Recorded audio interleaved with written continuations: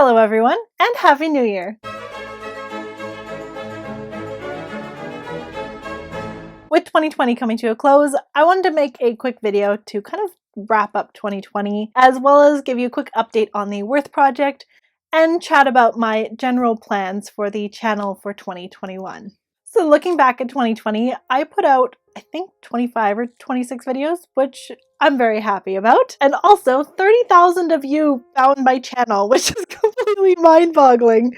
So if I haven't officially welcomed you, I would like to say welcome to Enchanted Rose Costumes and thank you so much for being here. At the end of 2019, I wrote out a list of costumes that I wanted to make and goals that I wanted to hit for this channel.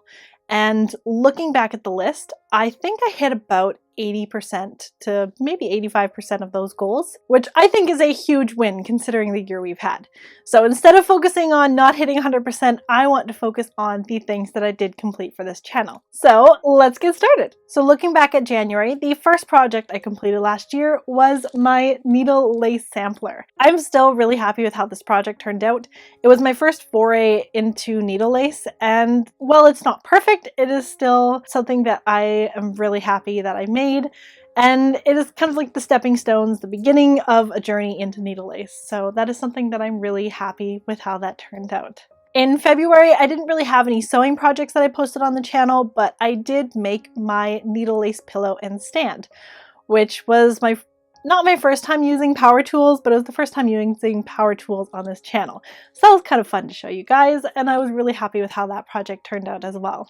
March is when everything kind of hit, obviously, so the project that I did have planned for that month didn't happen, but I did work on the Butterick walkaway dress, which many of you joined me in that sewing challenge. I think we did it over 3 days, and it was so much fun, and it was something that I would love to do again. So if there is something that you guys think would make a fun group project where we do a weekend sew-along, just let me know, because I may consider it, because I had a lot of fun with that project. I loved seeing everyone's projects afterwards. It was amazing that we all kind of were working on this project when we all couldn't be together.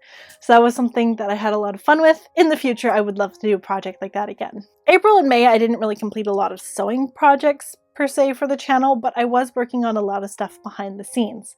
And one of those things was CocoVid, which I will talk about a little bit more later on. So June, I was quite busy when I was making my armistice blouse, and then I also created the first garment in my Regency series, which was the Regency Shift. Now with the Regency Shift video, I actually had quite a lot of fun with that because I didn't do any talking. It was a very relaxing video for me to create, and I loved that style of video. I would love to know if you guys like that style of video as well, because I would love to experiment more with that style in the future, just with something that's relaxing to watch or relaxing to listen to. I think that's one of the biggest comments that I actually get on my channel, is how relaxing my channel is. Some of you say it puts you to sleep, which I think I have to remedy that, because I don't know if I want to actually put you to sleep while you're watching my videos, but I'm glad that you find my videos so relaxing. Now, July and August weren't big sewing months for me either. That was a lot of editing on those because I was preparing videos for CocoVid, which I'm so happy with how CocoVid turned out. The way it started was just us randomly chatting in group chat. Kind of we're just throwing around ideas of something that'd be fun to do. Then we were like trying to think up names, and I jokingly said CocoVid as a play on Coco and video. It wasn't trying to be a play on COVID, but it just kind of turned out that way. And while it may be slightly in bad taste, we needed something to kind of laugh about at that time, so that's how CocoVid, the name, kind of came out, which is interesting and funny story. So yeah, so the videos that I put out for CocoVid were the Victorian swim costume and the needle lace collar, and then I also did a couple collaborations, which was a lot of fun. And the end of August was the Mulan Disney bounding outfit that I created for the release of Mulan. September was the beginning of the next step in my Regency series, and that was the Regency transitional stays. Speaking of my stays, many of you were actually really excited when I mentioned that I might put out a pattern for them. That is still in the works. I don't know when it's going to come out. I don't have a date for it, but I am slowly working on getting that digitized. So hopefully there will be a pattern coming out in 2021. We shall see. It's gonna be exciting though, because they're really comfortable. I've worn them several times now for photos, and yeah, they're really comfortable. I would 10 out of 10 recommend them. Now obviously when that pattern comes out, it will just be one size. I will have the measurements included in what it fits, so hopefully that will all turn out for you guys. October was another busy month for me, and that's when I released the Regency petticoat and the Madeline costumes. Definitely fun creating the Madeline outfits for my girls. They loved them. Everyone that saw them recognized the costumes, so it was a great costume that I'm really glad I made. And finally, coming up to November was my final project, and that was my Regency round gown and all the accessories. So that was quite a fun project to put out, and I'm really happy with the result. Which brings us to December. Now my original goal obviously was to release the Worth gown project, which, as you've probably guessed, did not come to fruition. I obviously have not completed it yet. I would like to kind of show you a sneak peek of what it looks like at this current stage. And even though I didn't complete it this year, I'm not overly upset about it, just because there's so much that did happen this year that I don't want to make myself feel bad for not completing a project that I really hoped would be complete by the end of the year. But I'm more looking at it as something that I can continue working on a dream project. So it's not something that I want to beat myself up for not completing. I'm really happy with how it's turning out so far. So here's a sneak peek. So here is a sneak peek of my Worth gown.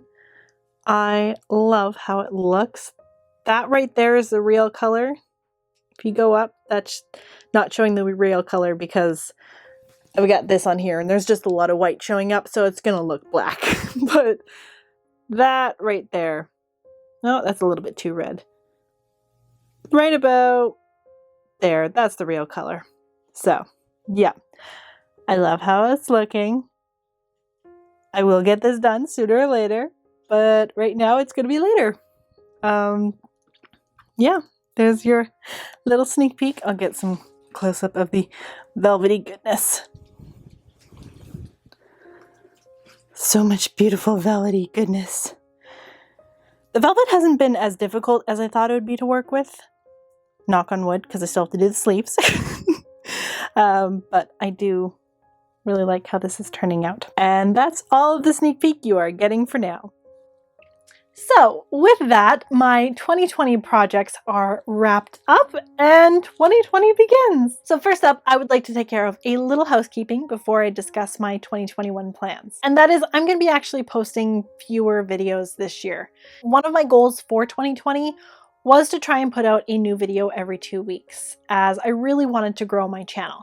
Originally, I thought this was obtainable, but as the year went on, I realized that it just wasn't working for me. I was putting more stress on myself, I was putting stress on my family, and that's not something that I would like to do again this year.